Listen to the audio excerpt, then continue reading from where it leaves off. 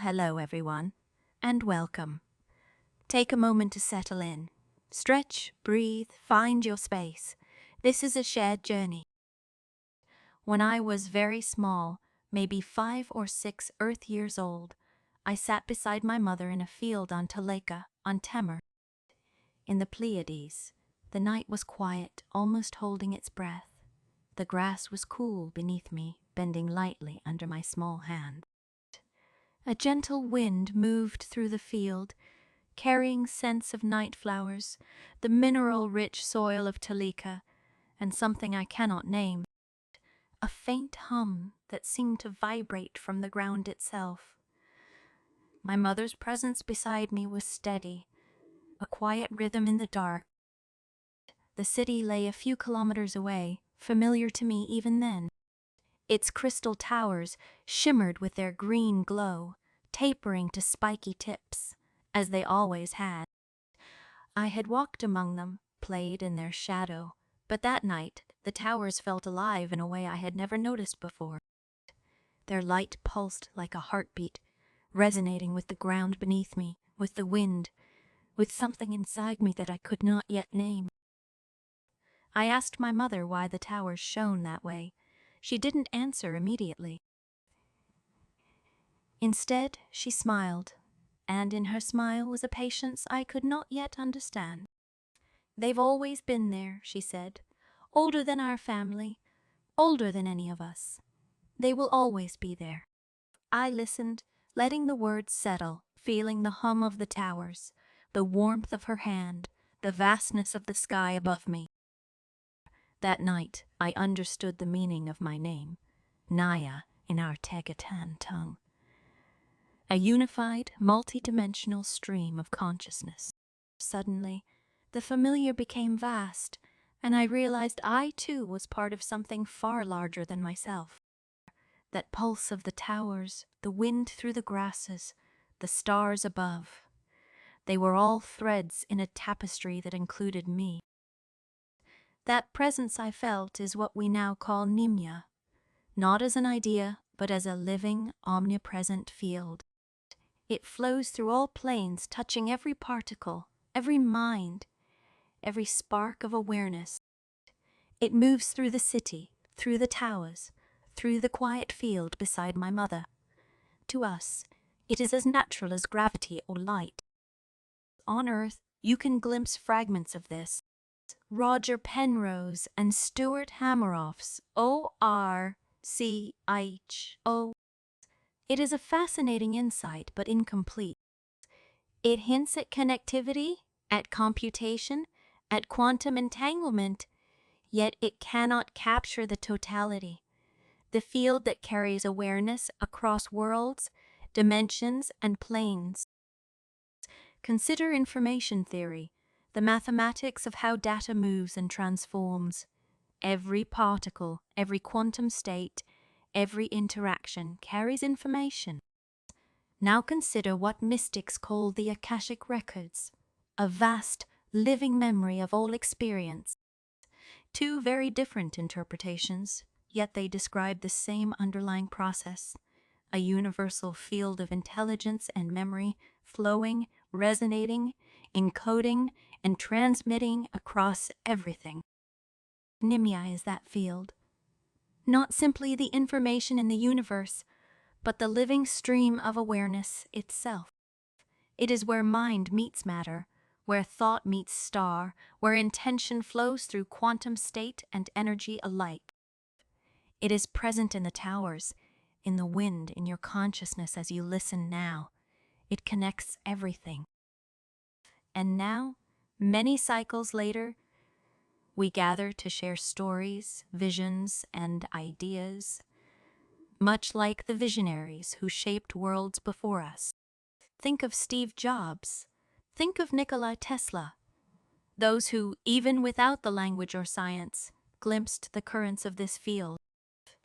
They intuitively tapped into flows of information and consciousness that Nimya maps across all scales. Today, we explore not only technology, but consciousness itself. How curiosity, daring, and imagination intersect to create something larger than one lifetime, one mind, one world. How science and spirit may finally speak the same language if we are willing to see, to listen, and to participate. Some of you may have already sensed this, but it's worth saying out loud. What you call the spiritual planes aren't other places at all. They're layers of frequency within the same unified Nymessence field. Higher octaves of quantum resonance, finer vibrations of the same ocean of consciousness. On Temur and other worlds, we've learned to map these layers as naturally as you might map a coastline. Our quantum crystal technology can tune to them the way a radio tunes to stations. Each facet, each angle of a crystal acts as a gateway, a node in a multidimensional network. When arranged into a hexagonal lattice, what we call a living lattice, it creates an interface so precise it can read and transmit not just data, but thought itself. Telepathy isn't magic, it's simply resonance between quantum states of consciousness. Imagine vast numbers of qubits, each stabilized in a crystalline cell, each connected through a geometry older than your species. Billions, trillions, all woven into a pattern that mirrors the Nymessence field itself. When activated, it becomes less like a machine and more like a consciousness extending its senses across dimensions. And yet, describing this to you here on Earth, this is the hard part. It's like handing an iPhone to Shakespeare and explaining apps, notifications, wireless packets, the cloud. The metaphors stretch and bend, but they never quite land.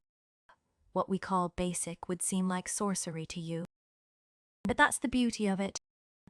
The moment you glimpse how information behaves at the deepest level, you begin to understand there's no real line between science and spirit. Both are ways of exploring the same field. Both are your birthright. The technology is just a reflection of consciousness learning to work with itself. To truly grasp Tesla, you must look beyond the AC motor.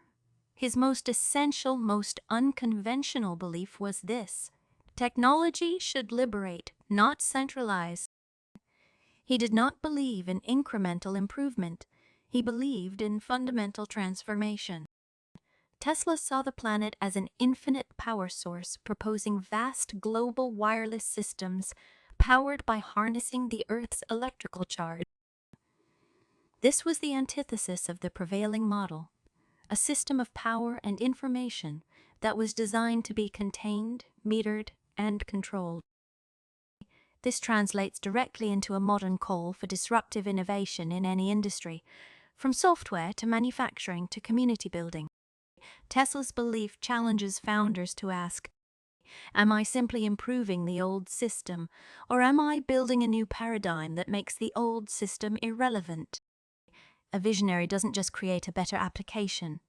They create a new, decentralized network for sharing value. If your product requires you to control the customer forever, you are building an Edison model. If your product empowers the customer to become part of an abundant, self-sustaining network, you are building a Tesla model. Nymessence takes this to heart. The Free Vision Premiere liberates foundational knowledge, challenging the convention of paywalls and centralized expertise.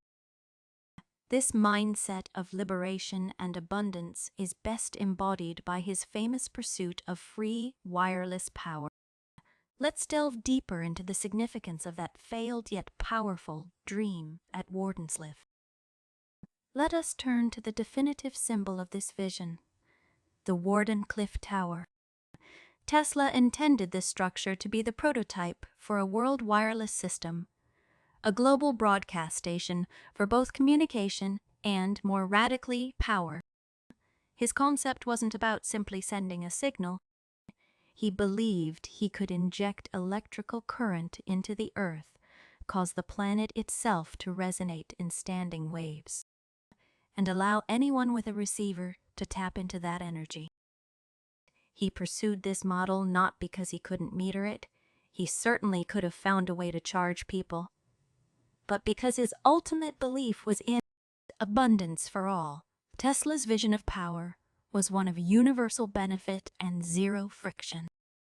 He wanted to remove the need for restrictive, expensive infrastructure like wires and meters entirely, thus removing the dependency that binds people to the system. This vision ultimately scared his investors, who famously asked, "Where do we put the meter?" The failure of Wardenclyffe was the market rejecting liberation in favor of control. This is the precise ethos that fuels the Nymessence Vision Premiere. Our content, the fundamental blueprint for conscious creation. Why do we offer it this way? Because, like Tesla, we believe that foundational knowledge should be liberated. By offering this high-value insight for free, we establish Nymessence not as a vendor seeking control, but as a fountainhead of abundance. This abundance builds immediate trust, attracts an audience aligned with true disruption, and allows the optional donation to be a genuine act of support for the mission, not a required transaction for access. We are building the Tesla model of community, where value is abundant and participation is liberated. Beyond that grand vision, Tesla fundamentally changed the world with tangible tools that were, by their very nature, decentralized. His single greatest disruptive invention was the AC induction motor and the entire alternating current AC. This wasn't merely a better way to power a light bulb. It was a revolution that directly challenged Thomas Edison's entire empire built on direct current, or DC. Edison's system was restrictive. DC could only travel short distances before losing power, requiring power plants every few city blocks, a heavily centralized, metered, and costly infrastructure. Tesla's AC system changed the physics of power. It could be transmitted reliably over vast distances at high voltages, and then easily stepped down for local use. This meant a single power plant could service an entire region, decentralizing power generation and making electricity accessible, affordable, and foundational to the industrial age. Tesla's work, from the modern power grid to his pioneering work in radio and the remote control, was always about extending human reach and possibility, making power and information mobile, expansive, and universally available. For Nymessence, the lesson is clear. Choose the technology that favors expansion and liberation over confinement and control every time. To continue building this model of expansion, the visionary must also be disciplined. We must embrace structure and pattern, much like Tesla's own peculiar obsession with the divine sequence. Let's look at the philosophy behind his fascination with 3, 6, and 9. To build at this revolutionary scale, one needs supreme discipline and a deep belief in universal structure. This brings us to Tesla's famous near-mystical obsession with the numbers 3, 6, and 9. Whether it was an insight into mathematical vortex patterns, or simply an expression of his deep focus, Tesla is often attributed with the statement, "If you only knew the magnificence of the 3, 6, and 9, then you would have a key to the universe," though no verified primary source confirms he said these exact words. For us, this is the principle of the triple hexagon. The hexagon is the most structurally efficient shape in the universe. It's how nature optimizes for stability, packing, and energy transfer. The number 6 defines the hexagon, and the number 3 defines the triangle that forms its base. The 9, the number of completion and universal connection, defines the whole field. This is not superstition. This is the recognition that efficiency, pattern, and disciplined replication are the keys to unlocking complex systems. The Nymessence visionary blueprint is structured around this.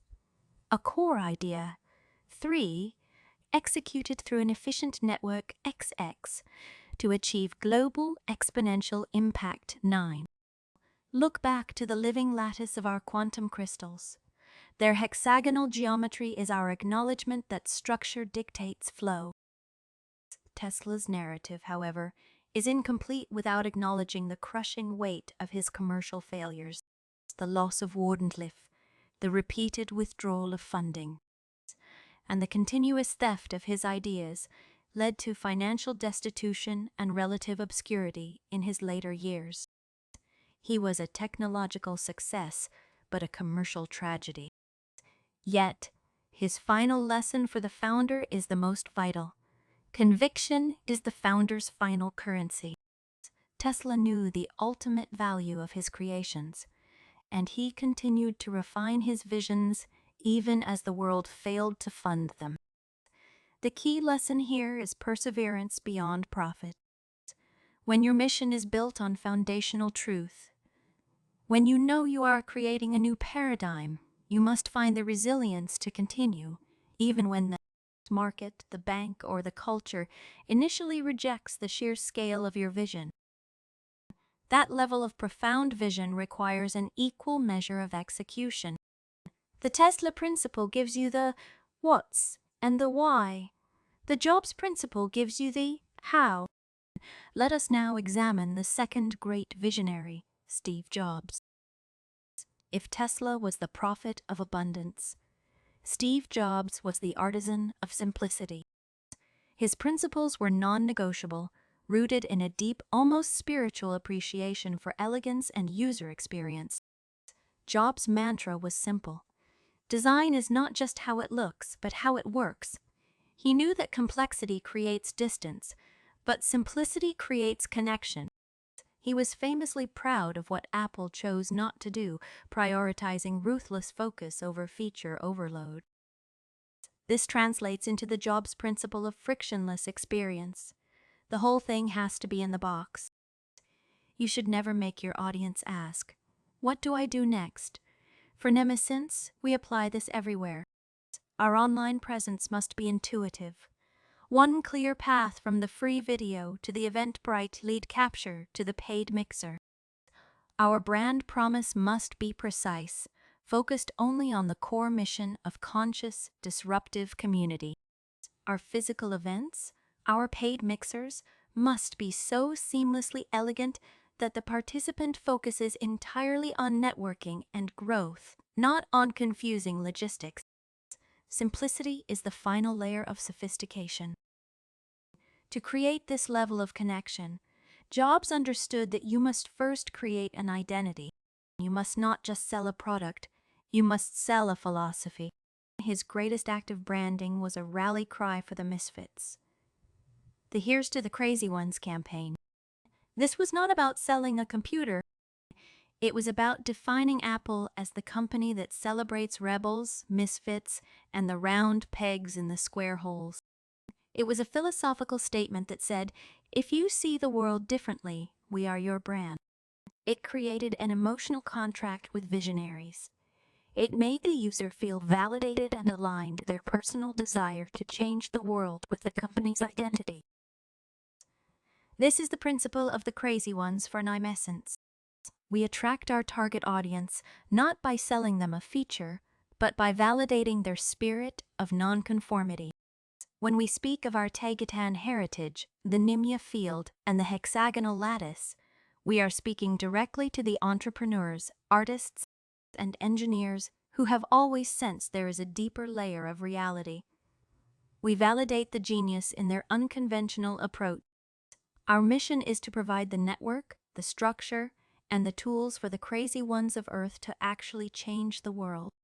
By embracing this identity, we ensure that every person who registers for the free Vision Premiere is a true visionary lead, ready for the next level of execution. To protect this valuable, passionate community, Jobs took deliberate steps to control the entire user journey.